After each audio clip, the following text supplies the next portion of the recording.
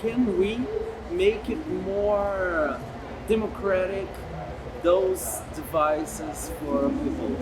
Well, the major point is there are good chances for a low cost, very good spread of knowledge and procedures.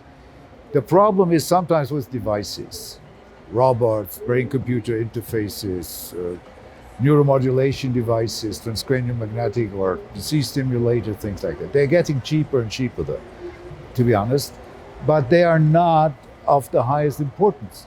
What is of much, much higher importance, if you want to make it democratic, as you say, with easy accessibility, is to teach people, caregivers, relatives, and so forth, and the patient themselves, as well as involve physicians, nurses, how to do and what to do with the patient. That is much more important and has a much higher impact than all the robots and all the technology stuff has. It's nice to have, it's not mandatory to have it. I'm certain that at times it will become cheaper. When it goes for software, software is pretty cheap for the simple reason you can multiply software by millions without generating extra costs. So what economists call the marginal cost is almost zero.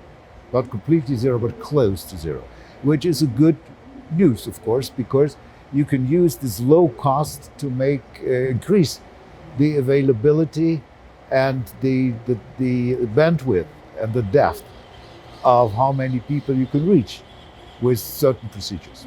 Approach in therapy, why that is part of the future of neurorehabilitation? Well, you know, there is, of course, cultural differences. And there are cultures with a high level of caregiving, with a high level of interventions in the Far East and India and China for thousands of years. And Western thinking, in some sense, precludes sometimes the aspects of spirituality and of religious beliefs or of philosophical beliefs. And we go a straightforward, a very individualistic way. And so it has to be done like duk, duk, duk, duk.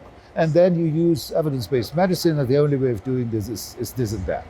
This is probably not a very good way of dealing with it in the future. We have to look at the wealth of information we can gain from transcultural information, from transcultural experiences from everywhere.